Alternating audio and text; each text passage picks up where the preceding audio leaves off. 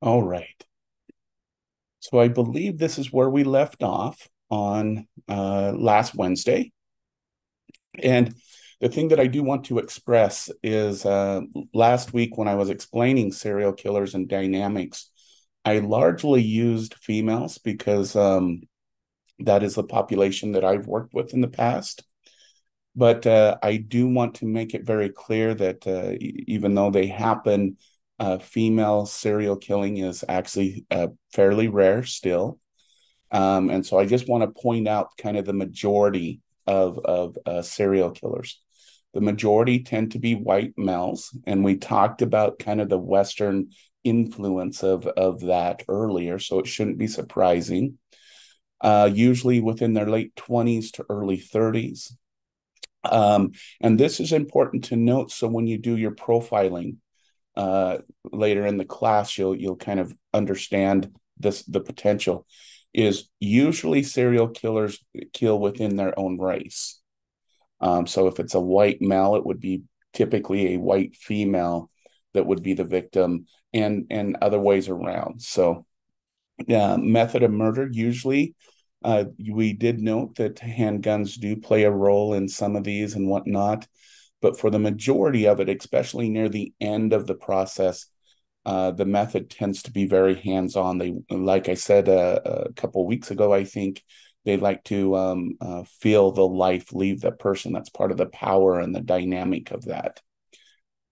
And most of the time, the victim is selected because they share some characteristics. And like I said last week, Ted Bundy's kind of MO was young ladies with long hair split down the middle. That was kind of his preference. So this is in general more the person that we're looking at when we're looking at a typical serial killer. Okay. And then we should talk about some different subtypes that are often used, especially when doing profiling. Okay. And we talk about lust murder. So this is individuals who are sadistic and brutal. They're usually doing it for some type of sexual or hate purpose. Most of the times, they will always have some type of sexual component to them, but sometimes they're doing it because they have hatred. Other times they're doing it because that's the only way they can get any type of gratification. Okay. There tends to be two types, and this is again, you want to kind of pay attention to this as you profile your murderer here in a few minutes. Is there tends to be what's called organized non-socials and disorganized asocials. So let's look at these two for just a minute. An organized non-social is someone who has social skills, they just don't implement them the best that they could. So they tend to, and their kind of MO is they tend to be indifferent about the well-being of others. They definitely have that self-centered, narcissistic aspect to them, and the manipulative and cunning dynamics of psychopaths. They tend to live away from a crime, so they are able to hold a job and everything, and they plan and they drive to the place that tends to where they're going to commit their crime. Okay, and the crime scenes appear very controlled and methodological. Okay, so usually the weapon is brought with them. Usually, they if you've ever watched the 1990 show Psycho, the plastic they clean up, they do all those kinds of things. Now, if I were to be killed by a serial killer, this would not be the one I would want because they do both pre and post mortem mutilation and torture. So they tend to torture while the person is still alive, and then they continue the torturing after that person's life has ended. There's often evidence of necrophilia, which well, philias are kind of well, necrophilia is the need to have a sexual contact with a dead person. Okay. They tend to return to the crime to see the status of the investigation. In fact, a lot of serial killers are caught by going back and looking at common individuals that show up to newscasts regarding that crime. And they often will poke their heads into the camera because these individuals have this is kind of that hate killer. They want to see society suffer, that they're getting even in a sense, and so they want to come and see what everybody's doing and how they are. And this also has a lot to do with their narcissistic aspect. They want to know they did what they came to do. Okay. Then a disorganized asocial. So the word asocial means no social ability whatsoever, no desire for sociability. So if you can imagine, this is an individual who has no social skills. And this is kind of what has led them to eventually commit their crimes. Dahmer is a good example. He was very awkward. He had very little social skills. And so he tended to be this quote unquote loner. And his crimes tended to occur near his home. They are more of an opportunity type of crime, as we will see. So the crime is committed is in a very frenzied manner. They tend to live close to the crime scene because he feels safe and secure in his own neighborhood, and usually use weapons of opportunities. And this is where Dahmer diverges, but because they have a lack of planning, so they might use a lamppost or something like that, or something of opportunity rather than bringing the weapon to the scene. These individuals tend to only do post-mortem mutilation. They want to kill quickly. And usually there's biting and slashing in the breast and genitals. As one forensic person tried to explain, this type of individual is they tend to be what you would see as an inquisitive child with a new toy, and they're just running that toy until that toy can't be recognized anymore. They want to explore how the body works. This was another similarity to the Dahmer crimes. He was wanting to see how it is that these individuals were thinking the way they were thinking, how they operate inside. And they often return to the crime scene continually to continue the mutilation process. These individuals don't care much about the media or anything else, but they want to continue, as it suggests, they want to continue to play with their toy. I know that's kind of I'm a little softer way of putting what they're actually doing to the individual, but that's kind of their mindset. Probably a good example of what happens. So remember what I said, putting a psychopath in treatment makes them worse. And so we have these two individuals, Russell Odom and James Clayton Lawson. They actually met in a mental institute, and they often talked about their fantasies regarding women. Odom would rape, Lawson would mutilate. Their crime after they got out of the mental institution was kidnapping, rape, and brutal mutilation of their female victims. Okay, and this is just kind of their mindset. This is a direct quote from Lawson, where he said, "I wanted to cut her body so she would not look like a person and destroy her so she would not exist." He claimed, "I did not rape the girl. I only wanted to destroy her." Okay. And so that's that mindset that they get in. Remember that model. They go into that fantasy world and they can't escape from it. And so they become disassociated to this point where they take out their hatred, their curiosity, and everything in this manner. Okay.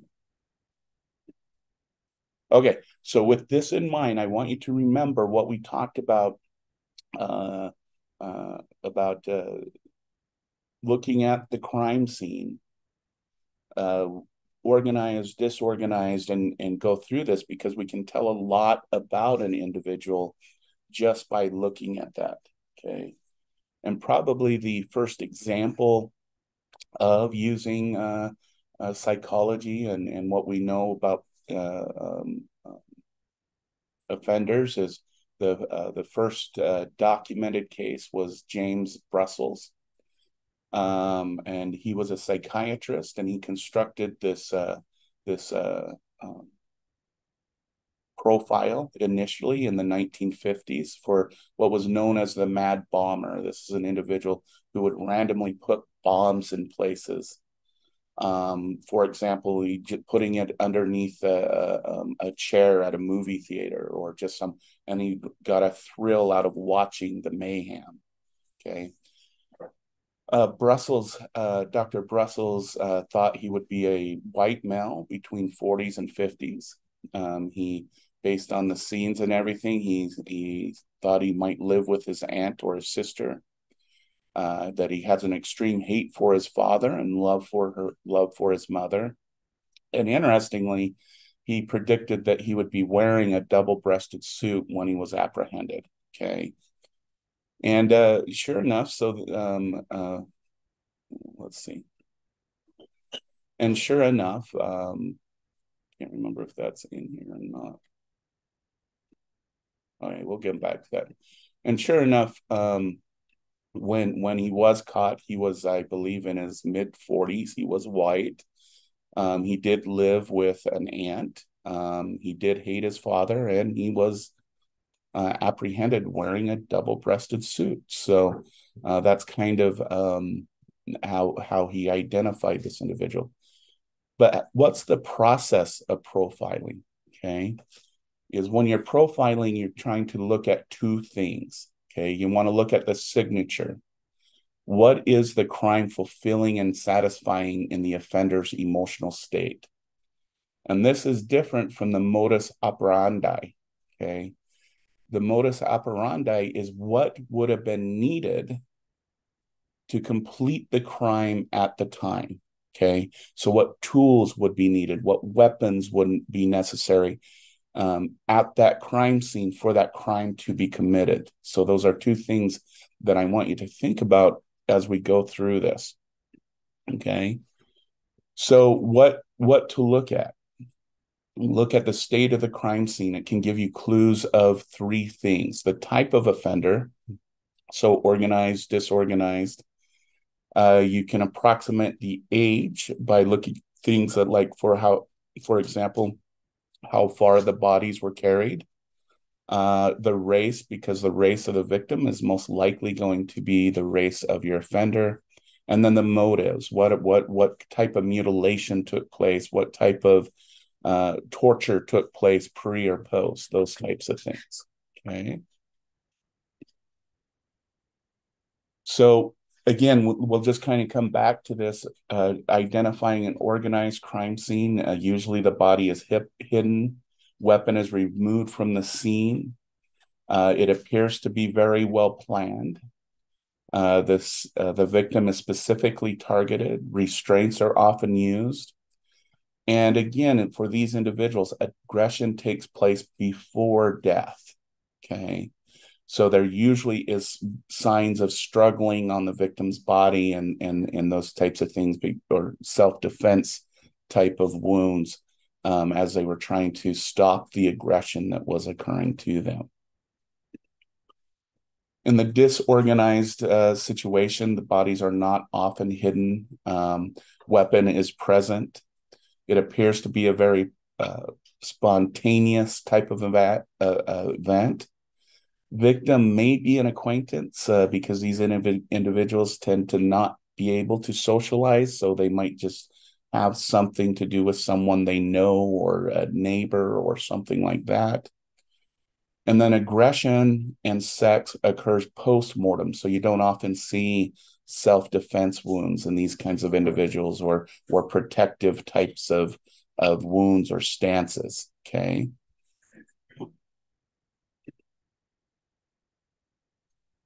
And so, what does an organized crime tell you or potentially tell you about the offender? Well, you can tell they'll usually be an average or an above average IQ. So, they probably are someone who has a good job, something like that.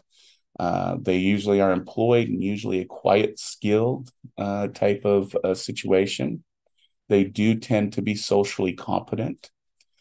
Alcohol is usually used in the commission of the crime in order to kind of, because they do have some of those social skills that it says, this might not be a good idea. Car is usually driven, and they kind of hunt the victim. Okay.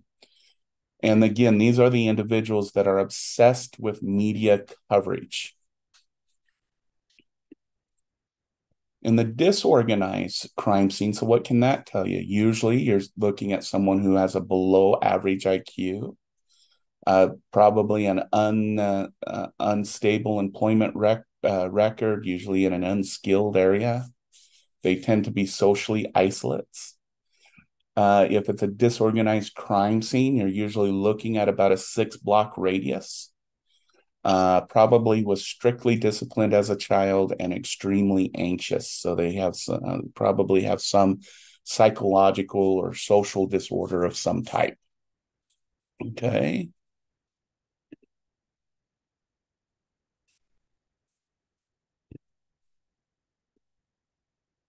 Okay, so this is what we're going to do. What I want you to do is take out a piece of paper or your phone or something.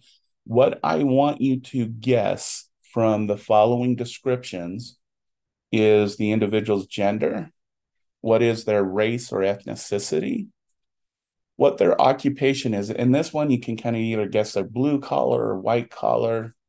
I want you to see if you can tell if the person has some type of disability. And then this is the important one. What do you think the motive was? So this is what we're going to do, guys, is we're going to go through these, write down your ideas, write down what you're doing, and then we'll go into breakout rooms and you can discuss it with your fellow colleagues. And then we'll come back out of the breakout rooms and see how everybody did based on looking at it individually and then kind of discussing it as a group. We'll go from there. Please resist Googling this crime because that kind of ruins it. Um, and so please refrain from Googling what we're about to go through. So what we're going to do is we're going to go through several crime scenes. I want you to look at the distance between the crime scenes. I want you to look at what they are telling you, and I want you to guess these 5 um, uh, uh, areas: gender, race, ethnicity, whether you think they're blue collar or white collar, whether you think they have a disability of some type. And again, what is the motive? Does anybody have any questions about what we're going to do?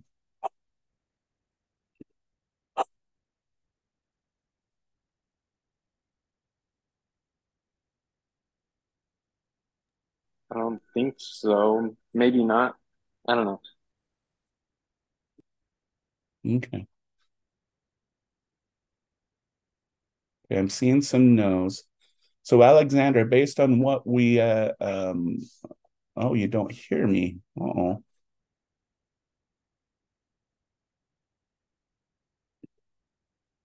Okay. Well, we'll go through this and see how it goes.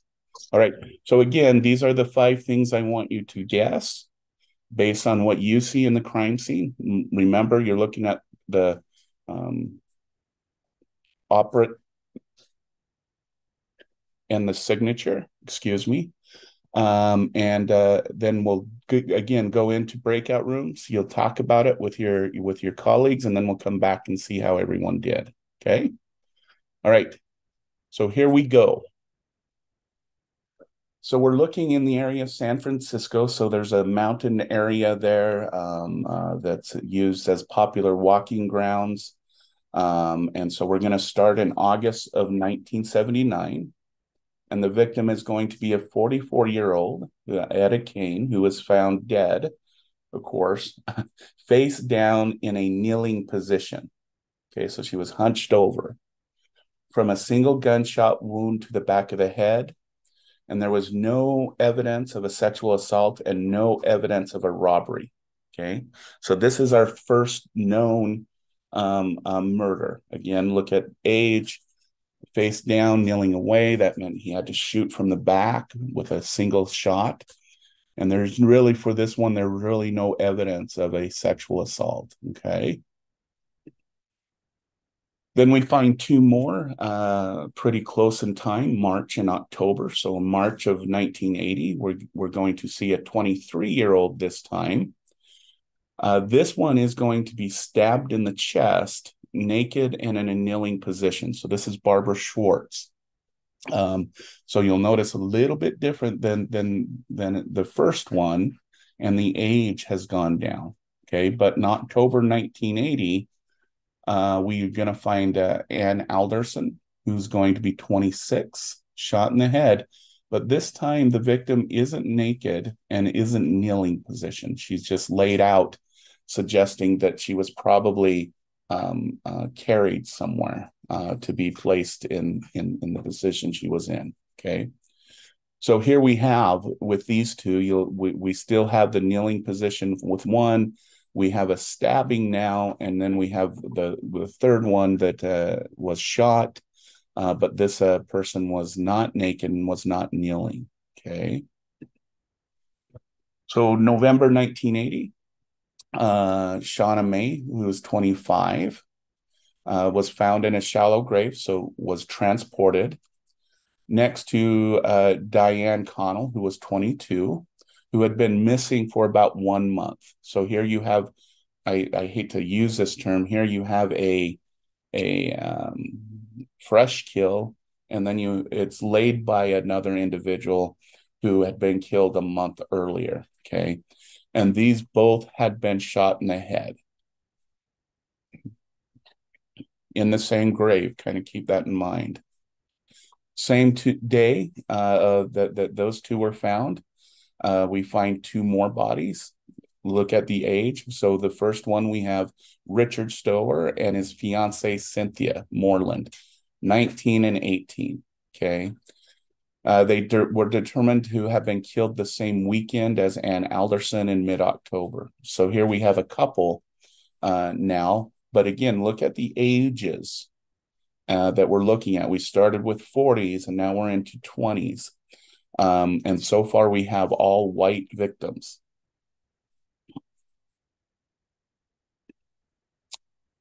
So March 1981. So we're going to go from October to March now. And this is going to be a little different place. This is in what's called Henry Cowell Redwood State Park. And so in this case, what we have is we have Ellen Marie Hansen, who's 20, and her, I think it was her husband or fiance again, Stephen Hurdle. Okay. What's going to make this one unique is Stephen escaped. He was able to give somewhat of a description of the man, but we can't. We're seeing what you guys do with it. Okay. In this case, you have the threat of rape, and then he shot and killed her when she protested. So here's part. So now we have that sexual element to these crimes. We've already had a few that were stripped naked, and now we have the attempt of rape in the situation. Okay. So does everybody remember what I want you to do? Yeah, pretty much. Okay. I'm going to open up some breakout rooms so that y'all can go in and chat with your colleagues. Let's do 5 of them.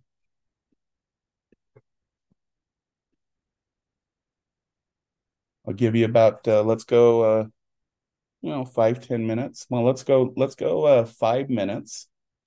See what you can do, if you want to come to consensus or what you think is going on, and then we will come back and have a conversation.